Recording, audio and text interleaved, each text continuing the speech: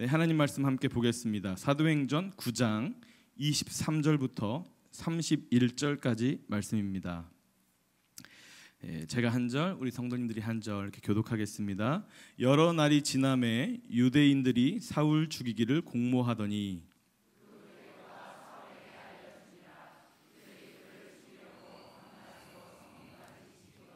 그의 제자들이 밤에 사울을 광주리에 담아 성벽에서 달아내리니라.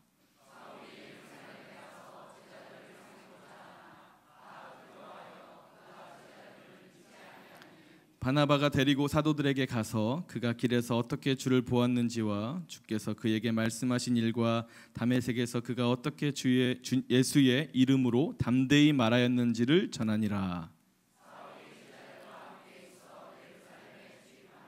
또 주 예수의 이름으로 담대히 말하고 헬라파 유대인들과 함께 말하며 변론하니 그 사람들이 죽이려고 힘쓰거늘 함께 읽습니다. 그리하여 온 유대와 갈릴리아와 사마리아 교회가 평안하여 든든히 서가고 주를 경외함과 성령의 위로로 진행하여 수가 더 많아지니라. 아멘. 할렐루야. 네, 세상의 모든 일은 전조 증상이 있습니다.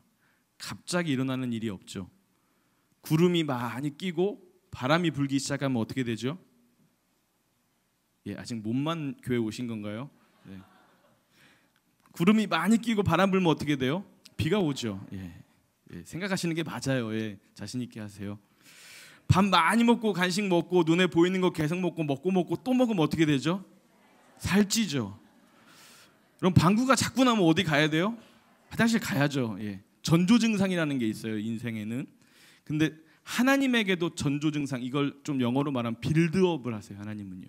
갑자기 어떤 일을 이루시는 게 아니라 빌드업, 단계를 쌓아가서 하나님의 목표를 이루십니다. 여러분, 오늘 사도행전 9장을 보면요, 저희가 2주 전에 제가 설교할 때 하프타임에 대해서 설교했어요. 하나님의 하프타임이다. 자, 하프타임을 지나면 이제 하나님은 뭐 하시냐면 빌드업을 하세요. 하나님의 목표를 이루시기 위해서 한 단계 쌓아가시는 하나님의 작업을 하십니다. 오늘 성경을 보니까 23절에 쭉 보면 사도 바울이 다메섹에서 복음을 증거하고 또 26절로 또 넘어가니까 예루살렘으로 가서 복음을 증거합니다. 여러분, 이 빌드업을 하나님 하시는데 그 과정이 참 중요해요. 하나님께서도 하나님의 일을 하시기 위해서 빌드업을 하시고 전조 증상을 보여주시는데 우리 인생에도 하나님의 빌드업이 계속 이루어지고 있다는 것을 오늘 깨달으시기를 바랍니다. 자, 첫 번째로 하나님 빌드업의 첫 번째 단계는 뭐냐면 광야에서 훈련받는 거예요. 광야. 오늘 본문을 자세히 보시면 시간의 흐름을 알려주는 단어가 하나 나와요. 23절에 여러 날이 지남에 유대인들이 사울 죽이기를 공모하더니 그래요. 여러 날이 지났다라고 표현합니다. 이것은 하루 이틀이 지난 게 아니라 일정한 시간이 지난 건데 그 일정한 시간이 지난 동안 사도 바울이 뭐 했을까? 이 행적을 성경에서 찾아보면 갈라디아서 1장 17절부터 19절을 보니까 그 행적과 그 기간이 나와요. 17절에 또 나보다 먼저 사도된 자들을 만나려고 예루살렘으로 가지 아니하고 아라비아로 갔다가 다시 다메섹으로 돌아갔노라. 다메섹 가기 전에 어디 갔다 그래요? 아라비아로 갔대요. 근데 그 기간이 18절 보니까 그 후에 3년 만에 내가 게바를 방문하려고 예루살렘에 올라갔다. 3년의 시간 동안에 아라비아에서 있었다는 거죠. 아라비아가 어디입니까? 지금 우리가 쉽게 알고 있는 사우디아라비아, 그 아라비아 반도. 그러니까 이스라엘 백성들이 지나온 출애굽하고 지나온 그 훈련받았던 그 광야가 아라비아인데 사도 바울도 그 아라비아 그 광야에서 3년 동안 훈련을 받은 거죠. 여러분, 하나님의 빌드업이 첫 번째는 뭐냐면 믿음의 사람들은요 반드시 광야를 거쳐야 된다는 거예요. 여러분, 많은 사람들이 광야 하면 별로 안 좋아하세요. 왜냐면 별로 좋은 환경은 아니잖아요. 어떤 청년이 요즘 저한테 요즘 인생이 좀 힘들어요 그러면서 신방을 요청했어요. 그래서 제가 만나서 이런저런 이야기를 듣는데 참 힘든 일이더라고요. 경제적으로도 어렵고 저는 상황적으로 힘들고 막 그런 얘기를 하다가 그 청년이 저한테 물어봐요. 목사님, 저 광야에 들어간 거 맞죠? 그러더라고요. 그래서 제가 대답했어요. 아니, 아직 시작도 안 했다. 우리가 인생의 광야 그러면 막 엄청 힘들고, 특히 많은 사람들이 우리가 이 세상에 물질적인 거에 매여 있어가지고 좀 경제적으로 힘들고 그러면 광야인가 그러는데요. 여러분, 광야 만만한 곳 아닙니다. 광야는 우리가 아는 어려움보다 훨씬 더 강력합니다. 광야, 그곳이 어떤 곳이에요? 뜨거운 해가 내리쬐는 곳입니다. 모든 것을 다 말려버려요. 물도 말리고 목마르고, 얼마나 고통스러운지 하나님이 진짜 함께 하시나 싶을 정도의 고통스러운 곳이죠.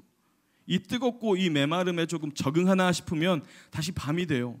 밤이 되면 어때요? 보이지 않고 답답하고 두렵고 외롭고 춥고, 이 낮과 밤이 계속 반복되는 게 광야입니다. 어떻게 보면 인생의 한치 앞을 모르는, 종잡을 수 없는 우리 인생이 광야 같죠? 지금 인생의 광야를 지나고 계시는 분이 있을 수도 있어요. 하지만 여러분, 광야는 고통스럽지만 고통이 목적이 아닙니다. 광야는 절망스럽지만 절망이 목적이 아니에요. 인생의 광야는 어떻게 보면 비참하지만 그 비참함이 끝이 아닙니다. 광야를 주시는 이유가 있어요.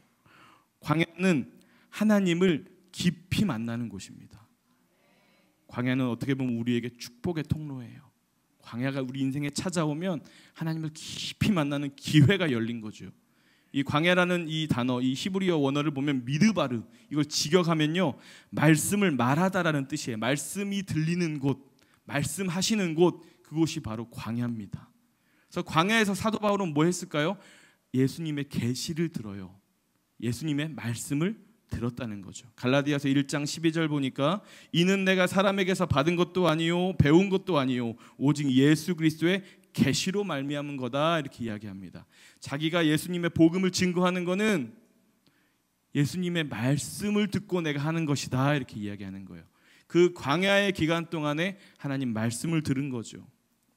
광야는 세상의 잡음이 사그라들고 하나님의 말씀이 선명해지는 곳입니다. 여러분, 혹시 지금 인생의 광야를 걷고 계시는 분들, 도대체 이 광야는 왜 안 끝나나, 언제 끝나나 하시는 분들, 하나님 말씀이 들려지기를 바랍니다. 광야는 또 전적으로 하나님을 의지하는 곳이에요. 광야는 먹을 것이 없고 물도 없고 방향도 모르고, 이스라엘 백성들 보니까 광야에서 먹을 것이 없으니까 하나님이 먹을 것을 공급하는 만나 메추라기 공급하시고, 어디로 가야 될지 모르니까 하나님께서 구름기둥과 불기둥으로 그들을 인도하시죠. 광야는 하나님을 전적으로 의지할 수밖에 없는 곳이에요. 그것을 훈련하시는 곳이 바로 광야입니다. 여러분, 아기를 키우는 이 엄마들의 로망이 뭐냐면, 갓난아기가 막 태어나서 이제 젖을 떼고 이제 그 다음 단계로 나갈 때 이유식을 먹이잖아요. 근데 엄마들의 로망이 뭐냐면, 내가 열심히 만든 이유식을 내 아기가 먹는 거에 엄청난 그 감동을 느끼죠. 저희 아이들도 그런 시절이 있었어요. 그래서 저희 아내가 이유식을 열심히 만들어가지고 처음으로 아이들의 입에 숟가락으로 떠서 이유식을 딱 먹였는데, 아이들이 둘 다 퇴퇴퇴하면서 뱉기 시작하는 거예요. 애들도 입맛은 똑같나 봐요. 퇴퇴퇴하면서 뱉는 거예요. 그래서 이게 별로 배가 안 고프구나. 그래서 다음 날 또 먹였는데 또 퇴퇴퇴하면서 뱉는 거예요. 그래서 이게 먹는 방법이 좀 틀렸나? 해서 숟가락을 쥐어줘 보자, 그릇에다 해서 자기가 또 먹게. 그래서 세 번째 때는 그릇에다가 주고 숟가락을 줬어요. 그랬더니 애들이 이번에는 먹지도 않고 퍼내는 거예요, 밖으로. 그래서 제가 속으로 걱정했어요. 이제 이유식 먹고 커야 되는데 얘네가 벌써부터 엄마의 그 손맛을 알아버리고 거절하면 어떡하나. 그래서 제가 걱정됐는데, 참 다행히도 이유식을 요즘에는요, 아침마다 배달해 주는 그런 게 있어요. 만들어진 이유식 신선하게 만들어가지고 아침마다 집 앞에 이렇게 깨끗하게 배달을 해줍니다. 그래서 아이들이 지금까지 컸어요. 여러분, 제가 왜 이 말씀 드리냐면요, 절박한 상황이어도 하나님이 살 길을 여신다는 거예요. 어떠한 방법으로든 하나님이 살 길을 여신다는 거예요. 광야에서도 하나님이 은혜의 오아시스를 주십니다. 그러니까 광야에 들어섰다고 내 인생 광야 같다고 절망하지 마세요. 두려워하지 마세요. 힘들 수 있어요. 어려울 수 있어요. 하지만 은혜의 오아시스를 하나님은 준비해 두고 계세요. 살 길을 여십니다. 그리고 광야는 믿음의 불순물이 빠지는 곳이에요.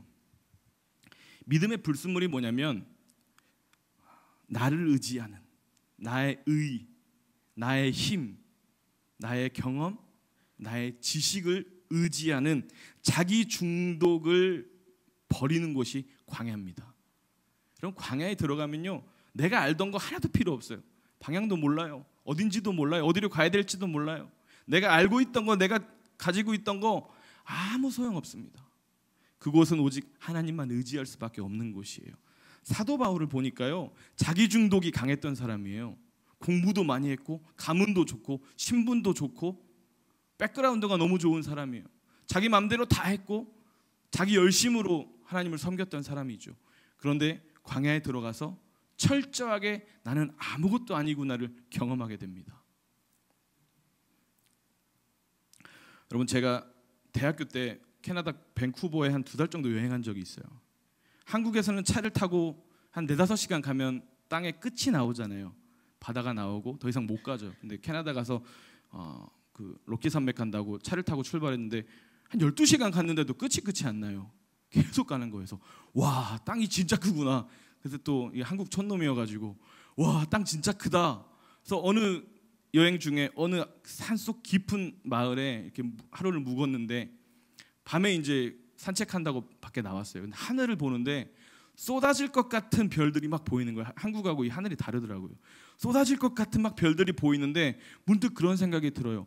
이 넓은 땅에, 이 광활한 우주 속에 나라는 존재는 먼지만도 못하구나. 정말 작은 존재구나. 나 별거 아니구나. 그때만 해도 저는 좀 교만해가지고 제 잘난 맛에 살았거든요. 나 별거 아니구나. 근데 거기서 하나님의 은혜를 감사해야 되는데 반대로 이런 생각이 드는 거예요. 야, 이렇게 큰 세상, 이렇게 깜깜한 세상 내가 어떻게 살아가지? 문득 두려운 마음이 들더라고요. 여러분, 광야는 그런 곳인 것 같아요. 하나님의 은혜를 막 감사해야 되는데 문득 내 자신을 돌아보면 야, 나 별거 아니구나. 나 아무것도 못하는 존재구나. 도리어 두려움이 찾아오게 되는, 불안하기도 하고 걱정이 되는 거죠. 하지만 여러분, 광야를 겁내시면 안 됩니다. 두려워하시면 안 돼요. 왠 줄 아세요? 이사야 35장 1절부터 4절 말씀이 우리에게 확신을 줍니다. 같이 읽어볼까요? 시작. 광야와 메마른 땅이 기뻐하며 사막이 백합화같이 피어 즐거워하며 무성하게 피어 기쁜 노래로 즐거워하며 레바논의 영광과 갈멜과 사론의 아름다움을 얻을 것이라. 그것들이 여호와의 영광 곧 우리 하나님의 아름다움을 보리로다. 너희는 약한 손을 강하게 하며 떨리는 무릎을 굳게 하며 겁내는 자들에게 이르기를 굳세어라, 두려워하지 말라. 보라, 너희 하나님이 오사 보복하시며 갚아주실 것이라. 하나님이 오사 너희를 구원하시리라. 할렐루야. 이것이 하나님이 우리를 향하신 광야에서 외치시는 주의 말씀이에요. 너희 약한 손을 강하게 하신다. 너희의 떨리는 무릎을 굳게 하신다. 두려워하지 말라. 하나님이 함께 하신다. 너희를 구원하신다. 말씀하시는 거죠. 여러분, 광야는 과정입니다. 광야가 끝이 아니에요. 우리 인생에 막 힘들고 어려운 일들 많죠. 광야 같죠? 여러분, 이것은 끝이 아닙니다. 하나의 과정이에요. 광야는 시간이 지나고 보면 축복의 시작이에요. 지금 당장에는 너무 힘들고 어려우니까 야, 진짜 죽겠다, 어렵다, 힘들다 하지만 시간이 지나고 보면 광야는 축복의 시작입니다. 여러분, 하나님께서 우리를 왜 광야에 머물게 하실까요? 왜 이 힘든 이 인생이 광야 같은데 이 광야 같은 인생에 머물게 하실까요? 두 번째, 목표가 있어요. 이 빌드업은요, 목표가 있어요. 이 목표가 뭐냐면 내가 죽어야 한다는 거예요. 광야에서 내가 죽는 거예요. 광야 다음의 빌드업은 내가 죽는 거, 이것인데 아라비아 광야를 다녀온 후에 사도 바울이 뭐 하냐면 다메섹으로 가서 복음을 전하거든요. 다메섹 가서 복음 전하는데 유대인들이 이제 바울을 보고 뭐 하냐면 죽이려고, 야, 저 사람 변질됐네, 배신했네, 그러면서 죽이려고 작전을 짰는데 얼마나 강하게 작전을 짰는지 24절에 보니까 밤낮으로 성문을 지켰다 그래요. 나가지 못하게, 도망치지 못하게 어떻게든 잡아서 죽이겠다 하고 성문을 지켜요. 그래서 바울은 어떻게 했을까요? 25절에 그의 제자들이 밤에 사울을 광주리에 담아서 성벽에 내립니다. 그럼 우리는 성경을 볼 때 되게 동화같이 아름답게 보시잖아요. 바울의 입장에서 한번 생각해 보세요. 여러분, 떵떵거리고 잘 나가던 사람인데 갑자기 광주리 타고 도망을 가요. 그것도 밤에. 얼마나 인생이 비참했겠어요. 저 같으면 광주리 말고 다른 방법 없나요? 물어봤을 것 같아요. 너무 모양 빠지잖아요. 근데 여기서 하나님 뭘 확인하시는 줄 아세요? 너 진짜 광야에서 철저하게 너가 죽었니? 확인하시는 거예요. 광야에서 죽는다는 게 뭐예요? 내 체면, 내 자존심, 내 계획, 나의 일정들, 내가 계획해놓은 준비된 모든 것들을 포기할 수 있느냐, 이걸 물어보시는 거거든요. 제가 처음으로 교육전도사가 돼서 처음으로 사역자로서 한 교회 부임해서 갔는데 그 첫 번째 예배 그 날을 전 잊지 못합니다. 청소년부를 담당했는데 처음 청소년들하고 같이 예배를 드렸어요. 사실 무슨 설교를 했는지 기억이 안 나요. 너무 오래전이라. 근데 예배가 다 끝나고 청소년들하고 처음 만나니까 같이 이렇게 다과하면서 간식 먹으면서 막 앉아서 자기소개도 하고 막 같이 대화를 하는데 갑자기 문이 벌컥 열리더니 어떤 중학교 2학년 학생이 문을 벌컥 열고 들어오는 거예요.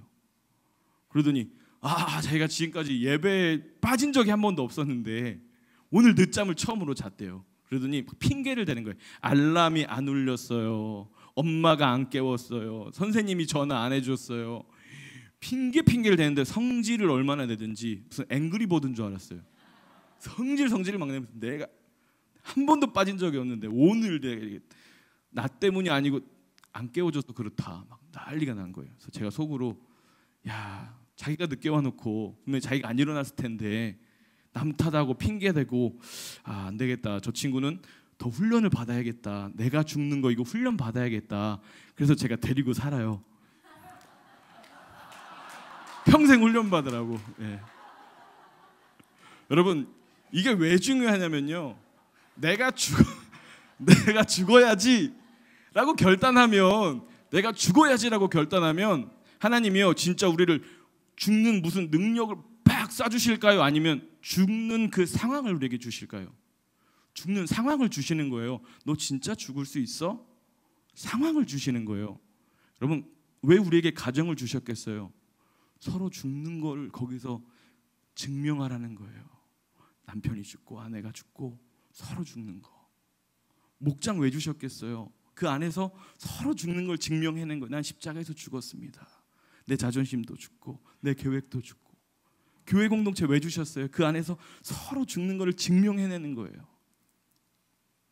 내 욕심도 있고 내가 원하는 거 있지만 나는 죽었습니다.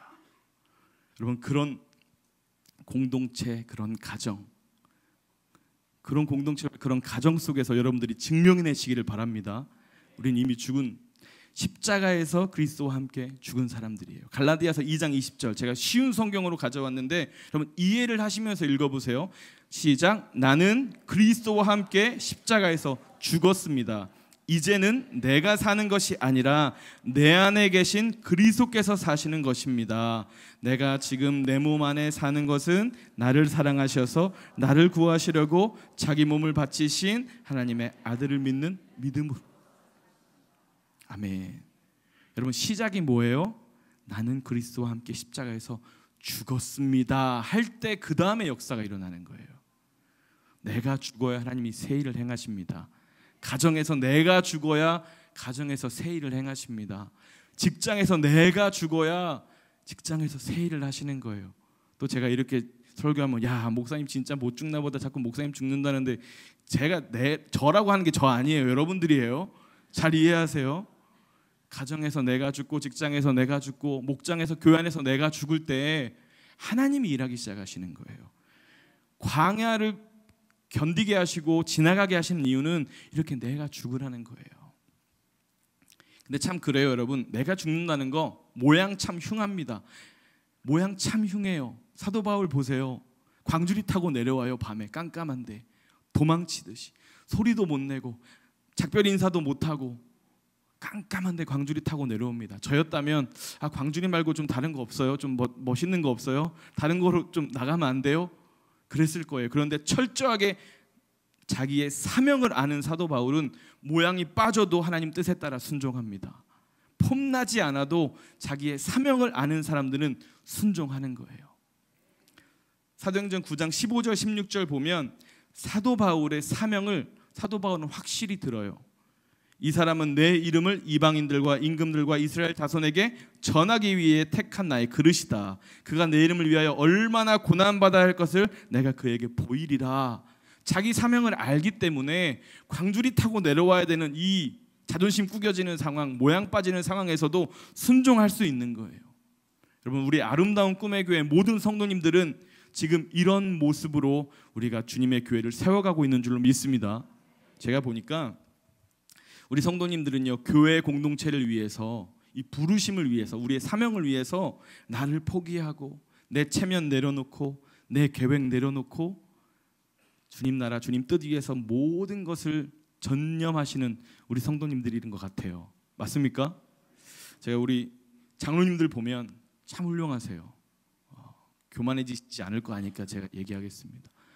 새벽 기도 때 우리 장로님들이 항상 기도하시고, 기도의 집에 항상 장로님들이 기도하시고, 교회에 무슨 일 생겼다 그러면 장로님들이 일본으로 달려오세요. 근데 더 신기한 거는 티나지 않는 곳에서도 장로님들이 일하세요. 쓰레기통하고 항상 가깝고 쓰레기통의 친구는 장로님들이에요. 우리 교회에서 항상 쓰레기통 비우시고 청소하시고 화장실 청소하시고. 근데 티는 안 나거든요. 근데 모양 별로 흉하잖아요. 화장실 청소하고 쓰레기통 비우는 게 얼마나 멋진 일이라고요. 모양 안 나지만 그래도 내 뜻이고 하나님 뜻이고 내 사명이다 감당하는 거예요. 또 우리 성도님들, 우리 오늘 성가대 오늘 찬양 너무 은혜롭게 잘하셨는데 우리 성가대들도 그래요. 여러분, 주일날 여러분들은 다 목장 모임 끝나고 집에 가시면 주일 오후 늦게까지 남으셔서 연습하고 가세요. 우리 신준식 집사님이 그러시더라고요. 주일날 다 지쳐가지고 목소리도 잘 안 나오는데 모여가지고 연습하신다고. 티가 안 나지. 하나님은요, 그 작은 섬김들을 통해서, 내 것을 포기하는 그 섬김들을 통해서 하나님의 일을 이루어 가시는 거예요. 교회 공동체는 그런 곳입니다. 드러나지 않지만 하나님 일하고 계시는 거예요. 여러분, 앞에 여기 꽃꽂이 보세요. 우리는 별로 관심이 없어서 오늘 꽃 이쁘네, 무슨 색깔이네 무슨 색깔이네 이러지만, 여러분, 이 꽃꽂이 하려고 꽃 같은 우리 예쁜 권사님, 집사님이 주중에 오셔가지고 꽃꽂이 하시는 거예요. 티가 안 나죠. 하지만 예배를 위해서, 성도들 위해서 섬기는 거예요.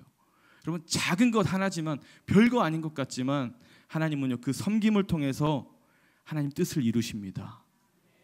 우리에게는 다 부르심이 있고 교회 안에서 우리 성도님들에게 주신 다 각자의 사명들이 있어요.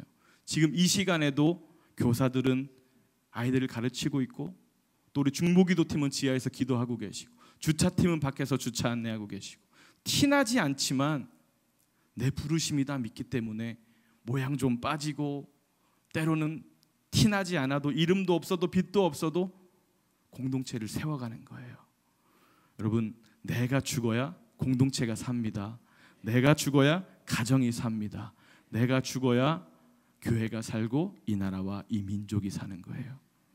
마지막 세 번째입니다. 이제 빌드업을 하시는데 광야에서 내가 죽으면 어떤 일이 일어나냐면 하나님이 길을 열어주셔요. 길을 여시기 시작. 자, 다메섹을 떠나서 이제 도망을 치죠. 그리고 어디로 가냐면 예루살렘으로 가거든요. 예루살렘에서도 이제 전도를 하는데, 여러분, 예루살렘이라고 하면 사도 바울이 다메섹으로 예수 믿는 사람들 잡으러 갈 때 출발했던 데가 예루살렘이에요. 그러니까 예루살렘에 있던 성도들은 사도 바울을요, 환영할까요? 무서워할까요? 무서워하죠. 근데 갑자기 사도 바울이 와가지고 예수님을 이야기하고 복음을 진 거예요. 무슨 생각했겠어요? 아, 이거 작전이구나. 이거 내 편이라고 막 해놓고 한 번에 잡아가려고 이거 작전 짰네. 그 사람들이 무서워하는 거예요. 예수님의 제자들이 사도 바울에게 가까이 가진 않는 거예요. 근데 그때 하나님이 길을 여셔요. 바나바를 만나게 하십니다. 그래서 바나바를 통해서 많은 예수님의 제자들, 성령 받은 사람들을 만나게 하시고, 거기서 확실한 복음이 증거되고, 거기서 다시 복음의 불길이 세계 열방으로 퍼지기 시작하게 되는 거죠. 여러분, 우리가 결단하고 순종만 하면 하나님이 길 여십니다. 하겠습니다, 아멘 하고 주님 앞에 순종하고 나아가면 하나님은 길을 여시는 거예요. 항상 광야에 있다가 내가 죽었는데 순종의 문턱에서 길이 열리지 않아요. 내가 죽으면 선택권은 나에게 없어요. 예스 하고 순종할 때 길이 열리는 거예요. 어떤 분의 간증인데 어제 저녁에 여러분 혹시 기도의 집 오셨나요? 혹시 기도의 집 보셨나요? 우리 청소년부 예배팀이 기도의 집을 인도했어요. 청소년들이 진짜 다윗같이 순결한 우리 학생들이 이 자발적으로 기도의 집 하겠습니다. 예배 저희가 섬기겠습니다 해가지고 이 예배를 드린 거예요. 그래서 제가 그 박태준 전사님께서 이렇게 그분에게 이야기를 한 거죠. 그래서 아이들 이렇게 헌신합니다. 그랬더니 우리 그런 이야기 딱 들으면 하나님께서 갑자기 마음에 감동 주실 때 있잖아요. 네가 저녁 사라 뭐 이런 거 있잖아요. 아이들 열심히 하는데 네가 사야지. 근데 이분이 이제 마음에 그 감동을 받은 거예요. 아, 내가 저녁 사야겠다. 근데 이제 수중에 돈이 없는 거예요. 이분이 기도한 거죠. 하나님 제가 살게요. 순종할게요. 근데 돈 좀 주세요. 돈 주세요. 살게요. 근데 기적같이 하루 만에 말도 안 되는 돈이 생겨서 어제 아이들이 맛있는 저녁을 먹었어요. 여러분 그냥 순종만 하면 하나님이 공급하시는 거예요. 우리가 뭘 준비해서 내가 어떻게 해야지 평생 못합니다. 준비해서 하는 게 아니라 예스 하고 순종하면 하나님이 감당할 수 있는 것들을 공급하시고 힘을 주시고 능력 주시고 물질 주시고 강력한 돕는 사람들을 부어주시는 거예요. 우리가 왜 순종해야 됩니까? 우리가 다 모르기 때문이에요. 한치 앞을 모르잖아요. 내일 어떤 일이 일어날지 모르잖아요. 그러니까 우리는 무조건 순종해야 돼요. 하나님이 하시는 일에 가장 방해되는 사람이 누군지 아십니까? 바로 나예요. 바로 자기 자신이에요. 하나님은 이미 작정하시고 길을 열고 계시는데 내가 예스 안 하고 내가 순종 안 하니까 자꾸 길이 막히는 거예요. 우리가 순종해야 됩니다. 순종하면 하나님 길을 만드십니다. 하나님의 길은요 절대 막힘이 없어요. 사도 바울이 29절에 보니까요 이 예루살렘에서 어떠한 사역을 하냐면 헬라파 유대인들과 함께 말하며 변론하니 이렇게 해요. 헬라파 유대인들에게 복음을 전하거든요. 헬라파 유대인들이 어디서부터 등장하냐면 사도행전 6장 보면 헬라파 유대인들이 등장하는데 6장 9절 같이 한번 읽어주세요. 시작. 이른바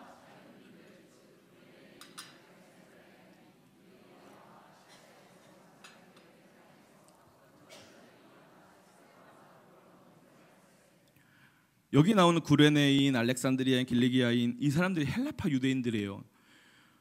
스데반 집사님이 하던 사역인데 스데반 집사님이 순교하잖아요. 사역이 끝났나? 길이 막혔나? 그때 하나님이 다시 길을 여시는 거예요. 하나님이 한번 작정하신 일은 막힘이 없습니다. 그러니까 여러분들 인생에 하나님이 길을 여시기 시작했다 그러면 더 이상 막힘이 없는 거예요. 그 길은 하나님의 대로가 되는 거예요. 여러분 부르심이라는 건 그렇습니다. 자격 있는 자를 부르시는 게 아니라 부르시는 자들에게 자격을 주시는 거예요. 능력 있는 사람들을 부르시는 게 아니라 부르신 자들에게 능력을 주시는 거예요. 성공하는 사람들을 부르시는 게 아니라 승리하기를 원하는 사람들을 부르시는 거예요. 그게 바로 우리인 줄로 믿습니다. 대단한 거 준비해서 하는 게 아니라 예스 하고 순종하면 하나님이 그때부터 부어주시기 시작합니다. 부르심으로 택함 받은 성도들에게는요 막힘이 없습니다. 포기가 없습니다. 비록 우리 인생이 아직 광야 같을지라도 하나님은 여전히 길을 만들고 계십니다. 막막하시죠? 요즘 막 힘들고 어렵다는 뉴스들이 계속 뉴스 안에서 계속 나옵니다. 경제 어렵습니다. 이거 어렵습니다. 정치인들은 오늘도 싸웠습니다. 뭐 했습니다.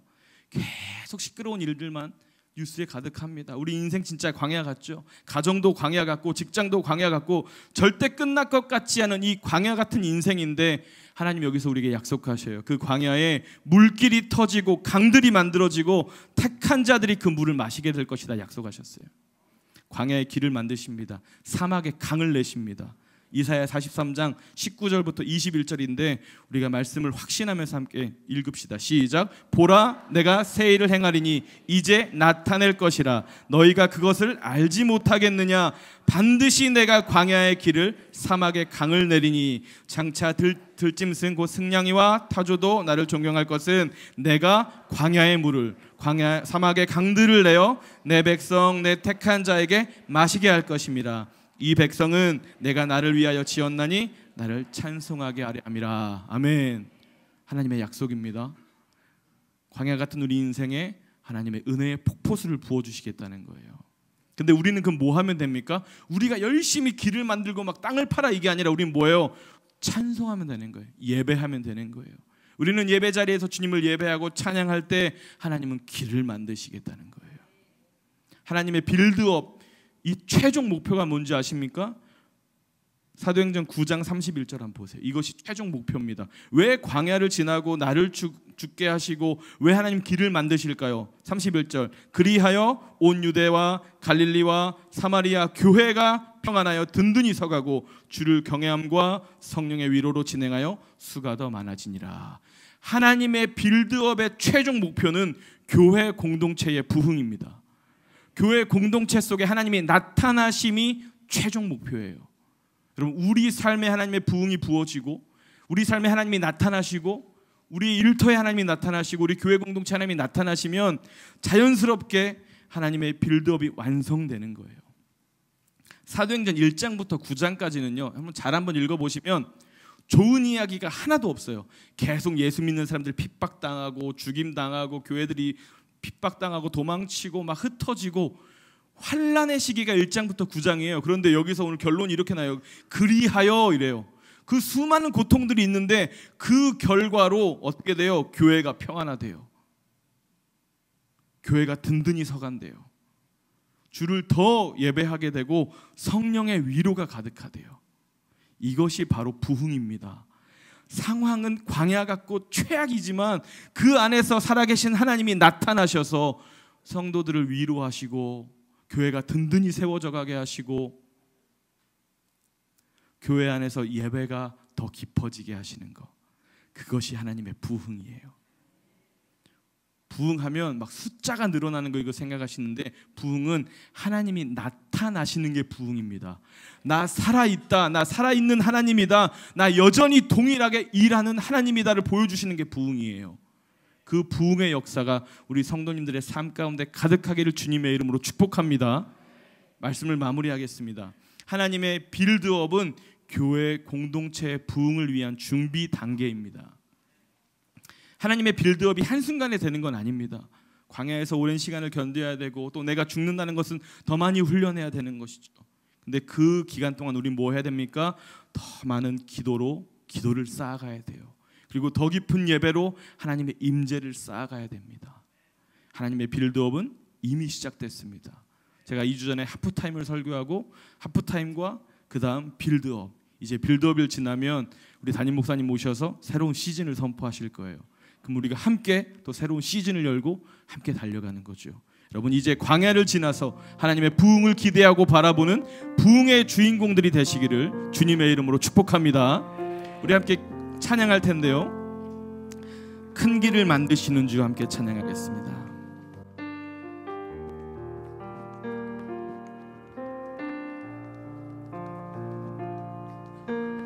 광야 같은 우리의 삶에 하나님 길을 만드신다는 그 확신으로 함께 찬양합시다. 주여 길 운행하시네, 나 경배해, 나 경배해. 주 여기 역사하시네, 주 여기 역사하시네,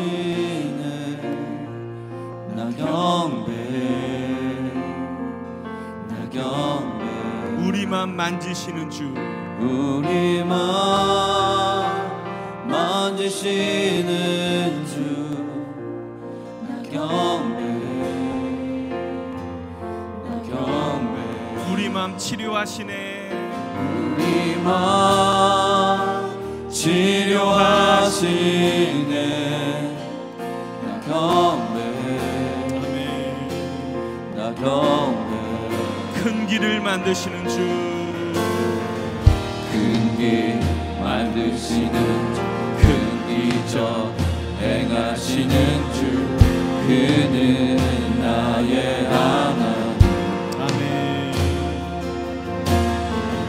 약속 지키시는 주, 어둠 속 빛이 되시는 그는 나의 하나님.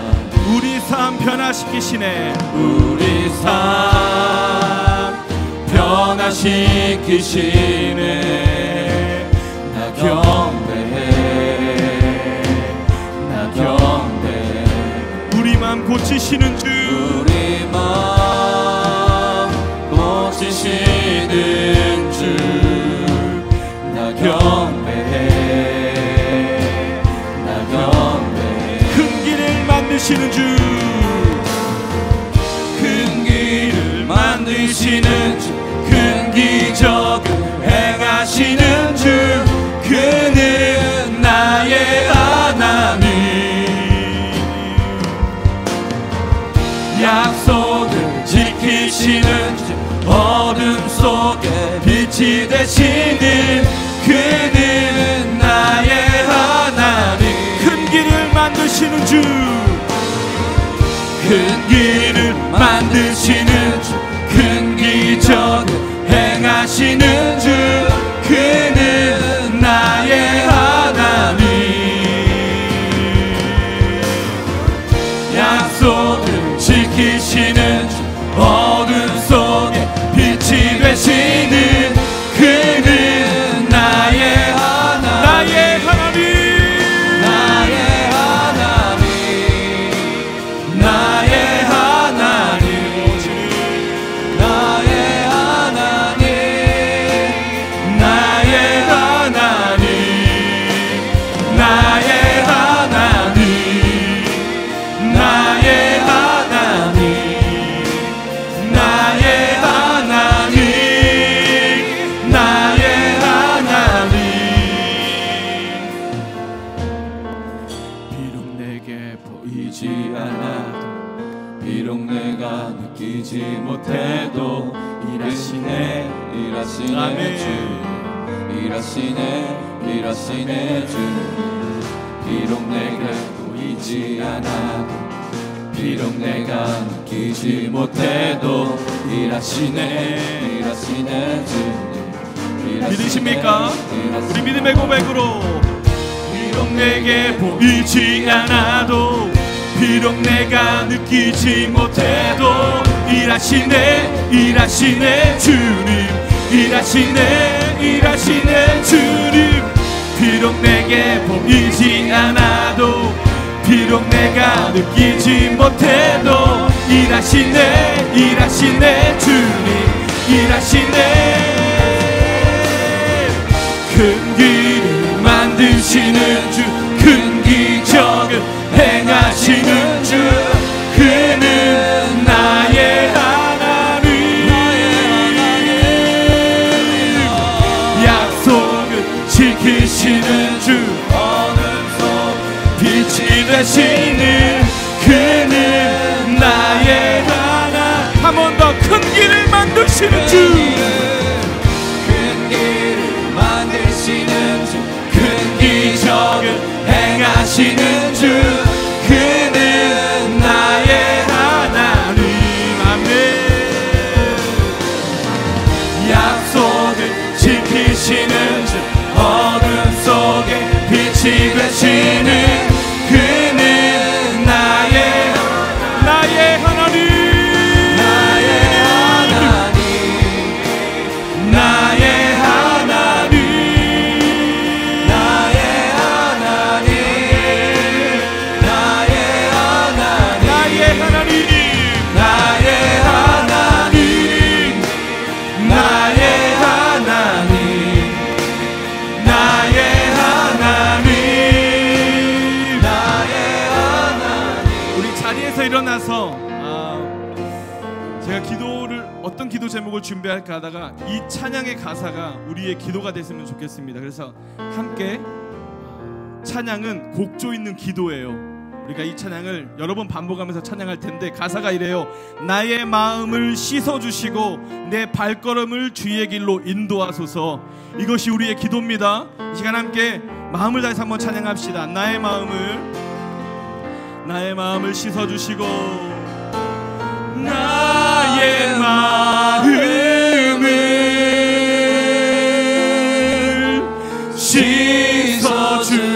씻어주시고, 내 발걸음을 주의 길로 인도하소서. 나의 마음을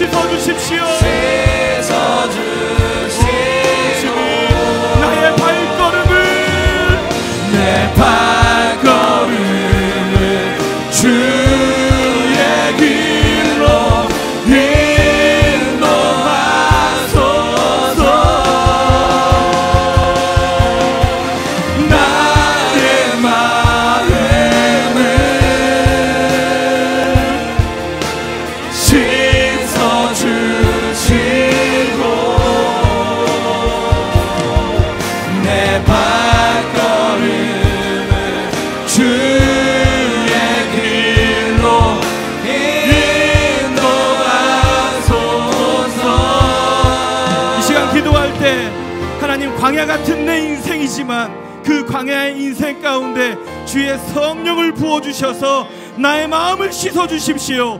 세상의 잡음이 사그라들고 하나님의 음성이 크게 들리는 인생 되게 하여 주옵소서. 그리하여 내 발걸음을 주님의 길로 인도하여 주시옵소서. 다같이 주여 한번 부르시고 기도하겠습니다. 주여. 오늘 들었던 이 말씀이 듣는 말씀에서 끝나지 않고 여러분들의 삶에 살아내는 말씀으로 생명력 있는 말씀이 될 수 있기를 주님의 이름으로 다시 한번 축복합니다.